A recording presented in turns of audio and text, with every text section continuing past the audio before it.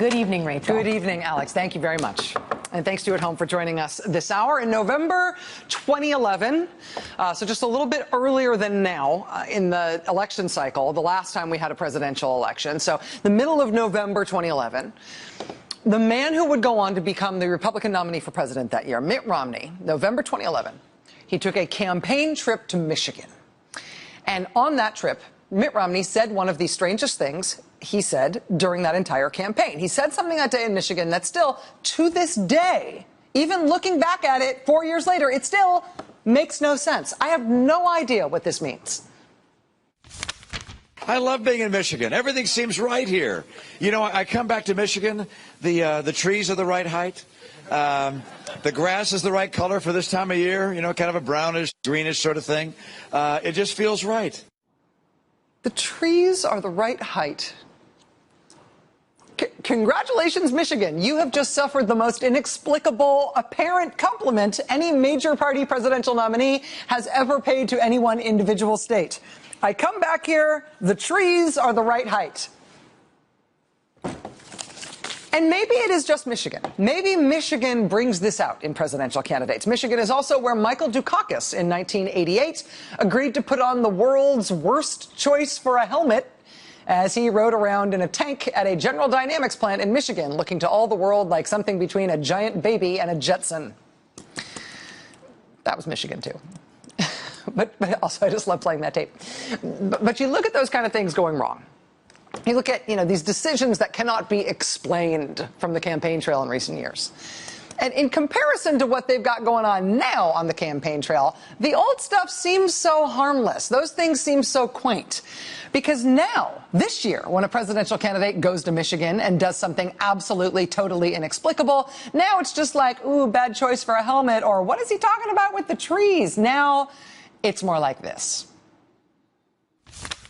They said, he's killed reporters, and I don't like that. I'm totally against that. By the way, I hate some of these people, but I'd never kill them. I hate them. No, these people, honestly, I'll be honest. I would never kill them. I would never do that. Let's see. No, I wouldn't. I would never kill them. But I do hate them, and some of them are such lying, disgusting people. It's true. It's true. It's true. But I would never kill them, and anybody that does, I think would be despicable. Hello. Look at these people. Boy, what a bunch of losers, I'll tell you. You are a loser. You really are a loser. Now, get them out. Yes? Thank you. Yes, darling. Yes. Boy, she doesn't sound very tough, huh? That's a very weak voice. Just go a little louder. We can't hear you, darling. Wow, that's not a protester prime, right? It's so staged. They put them in different corners. So staged. Really are a loser. Sad. It's sad. Because we're all here to make America great again. We're not here. We don't have to listen to this stuff. I really believe if I took those three people, and I think they're good, unless they're drugged out, which is a possibility. I mean, honestly, because then I can't reason with them. Who else would do this? I mean, you stand up in a group of 9,000 maniacs that want to kill them, right? Donald Trump talking about protesters at his political event last night in Grand Rapids, Michigan, talking about them as oddly brave, almost uncannily brave, because they're willing to stand up and yell in front of a group of 9,000 maniacs who want to kill them. The 9,000 maniacs who want to kill them in this instance would be the crowd of his supporters that he was speaking to. 9,000 maniacs who want to kill them. Last night in Grand Rapids, Michigan, Republican presidential frontrunner Donald Trump berating the press, calling the press disgusting and liars, musing about the idea of killing reporters, joking about that. I know some reporters who were there covering that event in Michigan last night. They described it as a unique and somewhat anxiety-producing environment to be penned in the media pen up at the front of the room, literally surrounded by these thousands of people who Donald Trump was whipping up into a frenzy over the idea of what disgusting miscreants these reporters reporters are and how much Trump really hates them and how maybe, I don't know, might want to kill them. Being in a physical pen in the middle of that while the candidate was inviting that from the crowd. People who I know who were covering that event last night say that was a unique experience for reporters covering modern American politics. But then there was this part, which appeared to be from his, I guess, prepared remarks, to the extent that he prepares remarks. This at least appeared to be something that he intended to discuss. So Hillary's going to get beaten, but I haven't started with Hillary yet. What happened to her? I'm watching the debate, and she disappeared. Where did she go? Where did she go? I thought she quit. I thought she gave up. Where did she go? Where did Hillary go? They had to start the debate without her. Phase 2. What? I know where she went. It's disgusting. I don't want to talk about it. No, it's too disgusting. Don't say it. It's disgusting. Let's not do it. We want to be very, very straight up, okay? But I thought that wasn't that a weird deal? Let's assume that Hillary becomes president. Oh, my God. Oh. She'll be the worst. Is that a president? You saw her the other day, in all fairness. You saw it the other day. You saw the debates where they hide them in between football games. They put them on crazy. How about the next debate they have? They're putting it against 2 NFL playoff games so that nobody watches. Let me just tell you, I may win, I may not win. Hillary, that's not a president. That's not. She's not taking us to everything that's been involved in Hillary has been losses. You take a look. Even a race to Obama. She was going to beat Obama. I don't know who'd be worse. I don't know. How does it get worse? But she was going to beat. She was favored to win, and she got schlonged. She lost. I mean, she lost. But I watched her the other night. It was hard. It was really hard. So in front of this very fired up, at times sort of all but frenzied crowd in Michigan, Republican presidential frontrunner Donald Trump rolls out something nobody can quite explain as his latest attack on Hillary Clinton. And when I say nobody can quite explain it, I mean literally a spokesperson for his campaign cannot explain what he meant. Okay, so this one, here's another one. He also said that she got schlonged, quote, schlonged by Obama in 2008. Listen to this. She was favored to win, and she got schlonged. She lost. Do you think that was, Katrina, was that just an off-the-cuff? Because schlonged usually means, something else. Well, I think he was meaning like slung to the ground, slung around. I mean, are we really talking about the definition of a word of Hillary Clinton? Come on, don't even try that. What does schlong mean then, Rick? Why don't you tell me what schlong means? It was not that long ago that those of us who covered this stuff were wondering, what does Mitt Romney mean by the trees are all the right height? Now our conversation, that was 4 years ago. 4 years later, now our conversations are like this. Because this is the way that this year's Republican presidential frontrunner talks while he is campaigning for the nomination to be president of the United States. We've got presidential historian Michael Beschloss here in just a moment to talk about whether there is historical precedent for this kind of thing from a major party frontrunner in American presidential politics. He's going to be here in just a second, because I think it's a legitimate question as to whether or not major party politics have ever dealt with this particular kind of verbal denigration and crassness and things other people are reluctant to even quote, let alone repeat, not just in political fighting, not just in terms of what people scream from the peanut gallery at the stage, but in terms of things that are said from the nominee's podium, from the very top tier of American politics. So we've got Michael Beschloss here in just a moment on that. But before we go to Michael Beschloss, who is an esteemed historian, I want to say something before he gets here. Because I do have one possible theory for what happened here. And I will admit right now, this is a bad theory, and I don't believe in it. But in the spirit of Christmas cheer, I feel like I must put this forward. In the spirit of wild, deliberately naive, holiday-inspired analytical generosity, here it is, my gift to you. Maybe it wasn't what we think it was. Maybe this is not that bad. Here's an alternate explanation. Barack Obama was first elected president in 2008. The first midterm after he was elected was in 2010.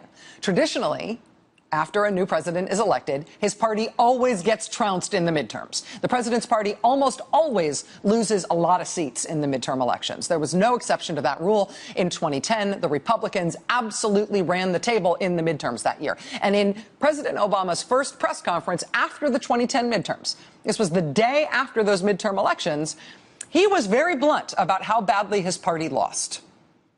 And he said something that might matter here. This was President Obama from November 3rd, 2010. Last night, I had a chance to speak to the leaders of the House and the Senate and reached out to those who had both won and lost in both parties. I told John Boehner and Mitch McConnell that I look forward to working with them. And I thanked Nancy Pelosi and Harry Reid for their extraordinary leadership over the last 2 years. After what I'm sure was a long night for a lot of you, and needless to say, it was for me, I can tell you that, some election nights are more fun than others. And now, I'm not recommending for every future president that they take a shellacking like I did last night. I'm sure there are easier ways to learn these lessons. President Obama not just conceding defeat and the loss of both houses of Congress by the Democrats in the 2010 midterms, but admitting that the Democrats, his party, got beat terribly in those midterms. And what he said specifically was that they took a, quote, shellacking. And you heard everybody laughed in the room when he said it. But that turn of phrase, a shellacking, they got shellacked. That ended up becoming a new big part of our political lexicon, specifically about those midterm elections, and it has held on thereafter. I mean, it was an important part of the way we talked about those midterms. Obama concedes shellacking. Obama reflects on shellacking in midterm elections. After shellacking, Obama laments. Obama calls midterm elections a shellacking. Actually, that last one is from the Christian Science Monitor, and the Christian Science Monitor even went so far as to put the shellacking on their top 10 political quotes list for 2010. And that word, shellacking, that was not a phrase that got used in politics, except, incidentally, before President Obama used it at the very high-profile moment in his presidential press conference the day after the 2010 midterm elections. That very, very, very consequential midterm election. He used that word, shellacking. I will say it again, shellacking. The Washington Post reports today that the only other time that Republican presidential frontrunner Donald Trump has been known in public to use the word, forgive me, schlonged, was in 2011 when he was talking about that 2010 midterm election. That same midterm election in which President Obama very famously described it as having been shellacked. And everybody talked about that midterm election using the word shellacking. Donald Trump in 2011 tried to talk about the 2010 shellacked midterms, and instead he came out with the term shellonged. He said that a particular Republican candidate in the 2010 elections had been shellonged. She had lost her race. In that case, it was a Republican candidate losing to a Democratic candidate, and it was a Republican female candidate losing to a Democratic female candidate. He said she got shellonged. So maybe this is like a malaprop. Maybe this is like an alliterative reaching for the word failure. I once got in an argument with a guy who was illegally parked and blocking the crosswalk by my house, and we were having this heated back and forth, which should have been a 15-second argument, but it went on and on and on, and we're yelling at each other, and it's getting more and more heated, and it's not at all constructive, and it's not going to end well, and I can tell it's not going to end well, and I'm regretting that I'm in the argument. And at one point, I was all head up, and I tried to tell him he was confused, and instead I told the guy that he was combobulated. And the guy looked at me, and I kind of sheepishly looked down and ended the argument, and I went home, and he stayed parked in the crosswalk. Sometimes stuff just comes out wrong. She was going to beat, she was favored to win, and she got schlonged. Shellacked? Shellacked? Could that have been on the way to shellacked? You got a little diverted?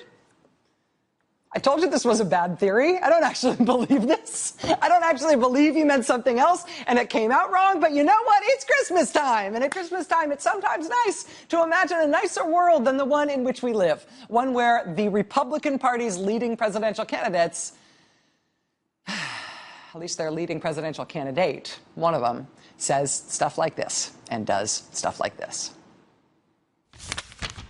Mr. Trump. One of the things people love about you is you speak your mind and you don't use a politician's filter. However, that is not without its downsides, in particular when it comes to women. You've called women you don't like fat pigs, dogs, slobs, and disgusting animals. Your Twitter account has several disparaging comments about women's looks. You once told a contestant on Celebrity Apprentice it would be a pretty picture to see her on her knees. Does that sound to you like the temperament of a man we should elect as president? And how will you answer the charge from Hillary Clinton, who is likely to be the Democratic nominee, that you are part of the war on women? But what is it with you and Megyn Kelly?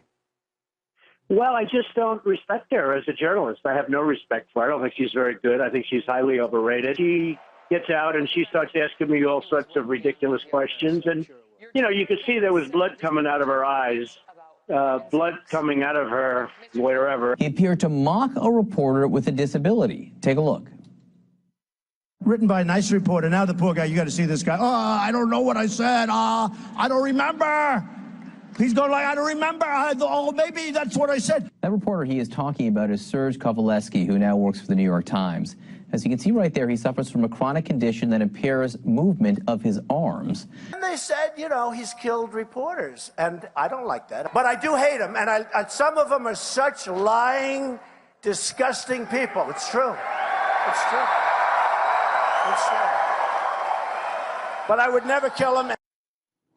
At the beginning of this presidential campaign, we would look at newly outrageous things that Mr. Trump had said or done, and we would wonder if those things were going to hurt him in the polls and how quickly that hurt would be evident. We have now been doing this long enough that we can say, I think safely, nothing that outrages people about Donald Trump is going to hurt him in the polls. It only makes his supporters like him more, and it only apparently turns more Republican voters onto him. At this point in the presidential campaign, at this late date, when we have learned that lesson, at a time when, honestly, nobody in modern history who has had a lead this big in the polls at this time has ever gone on not to win the presidential nomination of the Republican Party. Now, at this point in the polls, when we have learned our lessons about what Republicans think about this stuff, and we have seen Donald Trump's lead be apparently totally politically bulletproof, the thing to ask after the latest one of these deliberate shocks by the Republican frontrunner is, I think, what else in history is like this? Is there anything in the American political past that is like this, that could be predictive of how this is going to weather with the American people? And if this is who Hillary Clinton, or I guess maybe Bernie Sanders, is going to be running against in the general election, is there anything from American history that tells us how this kind of thing, this deliberate shock, is going to affect that race? I know just who to ask.